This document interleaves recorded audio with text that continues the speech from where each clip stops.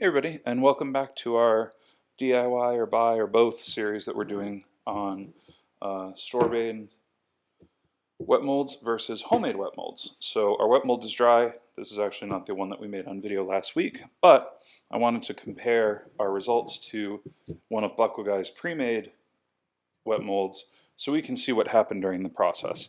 So the first big thing is, as we take this apart, we had some cracking. Now, I used a 1/2 inch plywood. I would definitely at least use 3/4, if not 1 inch on top, or give yourself a bigger clamping space. I gave myself, admittedly, a small clamping space, but I was not expecting to immediately have a crack the minute that I pressed down on this. So in the future, if you're making a shape that you can't buy somewhere, just keep that in mind, that it does make it a little more difficult having to make a jigsaw cut through much thicker material if you're doing it at home like that. The good news is, though, that repeatedly, as long as you get your blank the right size, we're getting beautiful wet molds out of it. Now, for comparison, this is what the Buckle Guy mold looks like, and this is marine grade. Bless you. This is marine grade plywood. So this is just run-of-the-mill Home Depot $50 a sheet, a 1/2 inch plywood. This is marine grade plywood. It's not coated with anything. You're gonna have to shellac this. So like now that I know this would work, I'd shellac it, but I have to make a new one of these, and it has to be out of better material. Basically, you're paying for a lot of R&D and really good materials and really good tolerances when you're buying a wet mold from someone. However, you're also limited to the shapes that they sell. Now, something like this, you can make a tray out of. You guys have seen our tray videos, or you can cut the top off and make a pocket for a bag. This is my own personal bag. This is this mold, right? So you can do something like that. And you can also do that on your own as well. We've made videos wet molding Altoid tins. We have a video coming up with a 2x4. You guys asked some really interesting questions on the last video of, well, I don't have a chop saw, I don't have, a jigsaw. Can I still make a wet mold at home? And I've been exploring that, and I think the answer is yes. I think we can make some very cool things, but that'll be down the road. In this video, we're basically just going to turn this bag that we made, or this wet mold that we made, into a bag so we can see what the difference is when you can choose your own shape, some of the things that you're able to do. So I always love doing this, a little bit of cooking show magic. We're going to take this out of the way, and we're going to bring this in. Here's our part. One of the benefits of making your own mold is you're able to tailor the gap to how thick the leather it is you want to use.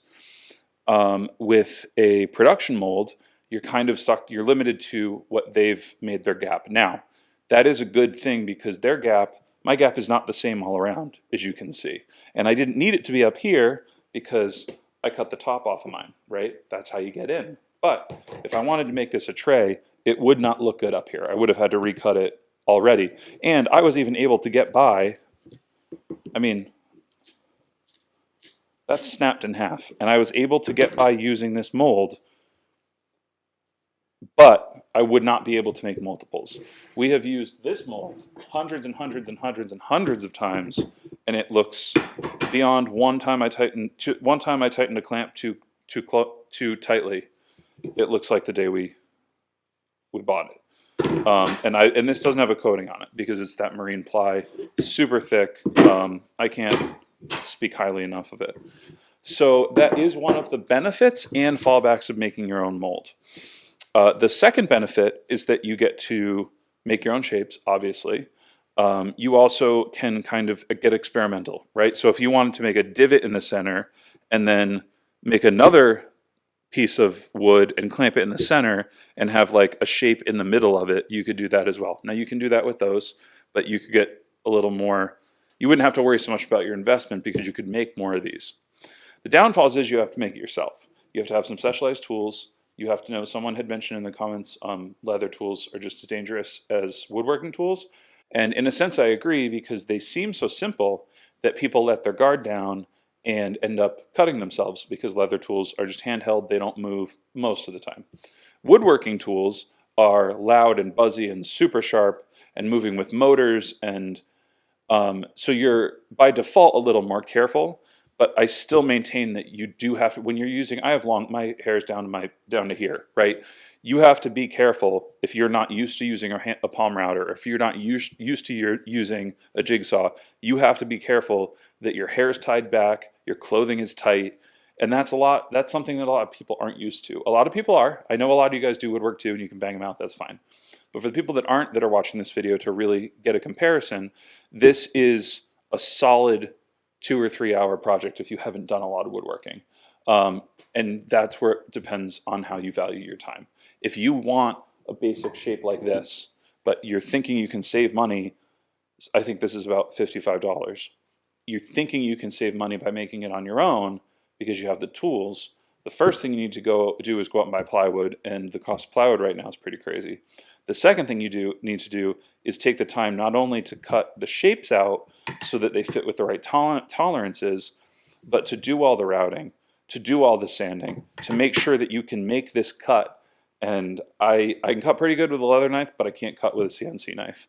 That being said, I'm addicted to making my old leather wet molds right now. I can't get away from making different shapes. It is a fun thing to explore. I would just suggest cutting this top piece out of 3/4 inch plywood, or something a little bit stronger than the 1/2 inch. It did work, but we also have a snap here. So this is, in my mind, like a little hunter-gatherer bag, right? I'm using a locks closure, which is a marine closure. You pull up on this, you put it on the stud, you let go, and it locks into place. So when it's by your side, open, close. That's it. I've been wanting to do this detail for a little while now. So what I did was, I wet molded the flap in a NZ shape, shape like this. And it goes down, goes over, and comes down. Now the first thing that does is it eliminates the need to have flaps here to protect from rain, because we have sort of an overhang here. So if it ever gets wet, water will roll off, it won't go under, we're good there. The second thing it does is it allows me to sew one nice straight line, and my entire bag is in one piece once the back's glued on, and the flap is attached. The third thing it did was it allowed me to do these little ears, which look really silly on their own, but I've always wanted to try this. This is just a normal rolled handle. I just made it, so it's a little lumpy, but I made the ends open like this, and the plan is, I don't know which side is which because they are dedicated sides. I had to do a lot of sanding to make this work. That is the correct size. So what we're going to do first is we're going to set these rivets. Now these are very big rivets because this is a lot of leather to go through.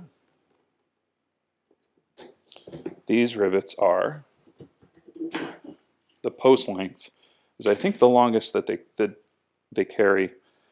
The post length is about 14 millimeters, and the cap is 11 millimeters or 1.1 centimeters. It might be 12, something around there. It's not the 9, it's the bigger one.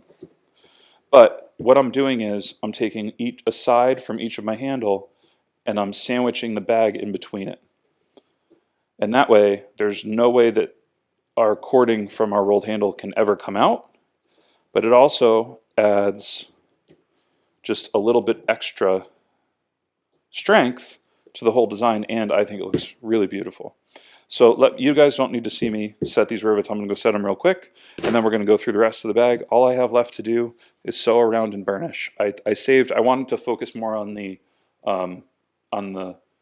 molds themselves. I have my handle riveted on. You can see this is a demo bag. It got some water on it and stuff.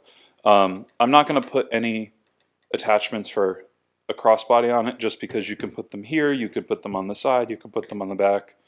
This is about the wet molding. But what I am going to do is I'm going to fold back our flap, and you can see because I wet molded it, it goes right back. It's nice and comfortable. It goes right where it's supposed to go. If my big stupid fingers can control the lock, super easy to control, and you can see that you can wet mold exactly to the opening. To sew this up, all we're going to do is open it up, and I am using the fold line, which our DIY wet mold just like the regular one, gets us a nice crisp line to follow to stitch.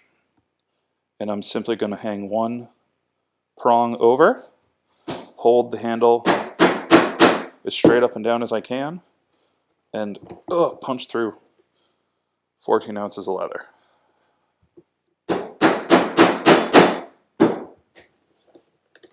All right, so our bag is stitched, and I have sanded and burnished the sides here. Everything's stitched together. It's looking great. The last thing we need to do is, sometimes, with the professional wet molds, this doesn't really happen, but with your own wet molds, sometimes you'll get, you can see we have some of this edge here is a little wavy, and we don't want that. So what I'm going to do is I'm going to re-wet mold it. I'm just going to take my finger in some water, and I'm going to really, not fully soak it, but make sure at least that top layer is wet. Like, wet, wet. Now, you can try a bunch of different stuff. You can use a mold folder. I'm going to use a Sharpie because it conforms best to this corner here. The other thing you can do is tap it out with a hammer. So if the Sharpie isn't doing what we want, we'll go in with a hammer and see if we can get it that way. And of course, we'll go back and we'll sand and we'll re-burnish this.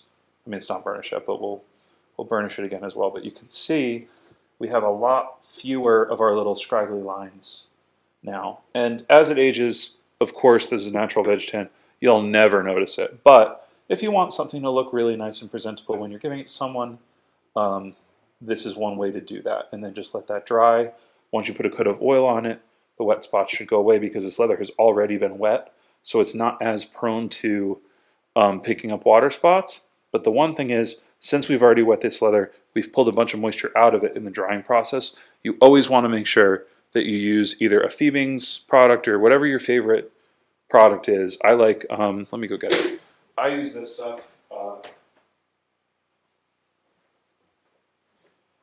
The Aussie Wax on all of my wet molded projects because it rehydrates the leather. Once you start bending leather, it's easy to get it to crack. If it's not easy to get it to crack, but if you don't take care of it, in a couple of years, the molds will start to crack, or the curves will start to crack because you've stretched it.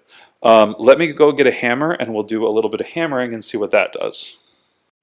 So it's not all quarter pounders. These are called crate hammers. They were used in the early turn of the century, and you would open the crates on this side and close the crates on this side. And this one is interesting because you would get yourself a drink in between. It's for cow brand soda. So for this one, it has a smaller head than a lot of my other hammers do. And what I did was I just ground it down so that it's nice and smooth. And we're just going to go in and lightly tap. That's exactly what we want.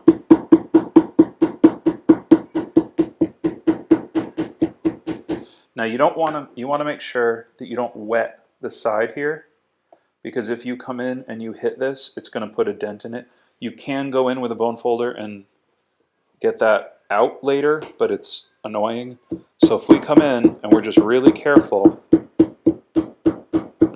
we can hammer down those little wrinkles so that they're not noticeable at all when it's dry. So, 2 videos, 2 wet molds. You guys have seen us make things with these wet molds dozens of times. You know they work well. What do I think about the DIY versus buying option? I kind of said it in my last video, it kind of stands true. If you can find a shape that you need that is really well made, marine plywood, reputable dealer, the right spacing, I'd just buy it. You're going to get a better result. You're going to get a better user experience. However, this is really fun. I had a good time designing this. I had a good time making it because I had the skill. If you don't have the skill, stick to these. And I had a good time making my own shape because I think that looks like a really cool bag. And so it opens up your creativity with other work to make things more 3-dimensional, right? We can make a full bag. We can make a handle that looks like it was built in, but it's not. You know, it allows you to be more creative because you're creating the mold itself, right? But at the same time, you can use the store-bought wet molds to combine them into two and make bag pockets with bags. You've seen us do the double stacked bag with the smaller version of this wet mold and the bigger version of this wet mold. There's a lot you can do with both. So I think they're both, there's no winner here. There's no winner here. The only winner is the person who has a wet mold that gives them the result that they want. I will say though that this is not, if you're not a woodworker, if you don't have a wood shop, keep in mind this is who I'm talking to. This is not a 1 hour project. You can't just bang this out. This is 2-3 hours redoing a couple things. Things are going to snap if you don't use the right weight. Cost of wood is pretty high. So while I'm going to continue to make my own wet molds for shapes that I can't find online, if I find shapes that I like online, I'm going to buy, like from Buckle Guy or whatever, I'm going to buy those shapes instead of make them. I'm not going to go, oh, that's a rectangle, I can make it. Because my time is more valuable than the time it takes to make one of these in this specific quality. In this quality, it's different. This sheet of plywood costs 4 times less than this sheet of plywood, right? If this sheet of plywood costs as much as this, maybe I'd make these too. But with the quality of material used, I think this is a good value, absolutely. With making your own versus buying them, I think that if they have the shape, if the shape is available to you, I don't really see much savings in time or cost as opposed to making your own. Now, in the future, you can always just take a block of wood like this on the table, wet a piece of leather, put it down, pin it old school style. We have videos on the channel doing that. You don't need a wet mold at all. You can cut this shape out and wet mold it with Sharpie tools and that kind of thing. We're specifically talking about these sandwich style wet molds that have become much more popular lately because they give such a professional result. So that, keep in mind, that's what we're talking about here. It technically is, if you're not doing batch stuff, it's technically more of a luxury item. But if you're batching out bags, if you're batching out trays, if you're batching out anything wet molded, a mold like this is definitely something you want to add to your arsenal. And making it yourself is good. You just have to use the right materials. But I am, like I said, I'm still going to probably buy, if it's a marine ply, CNC cut with the right tolerances, I'm probably always just going to buy the shape that I need because this takes way too much time and mine broke. So thank you guys so much for watching. This one's been a pleasure.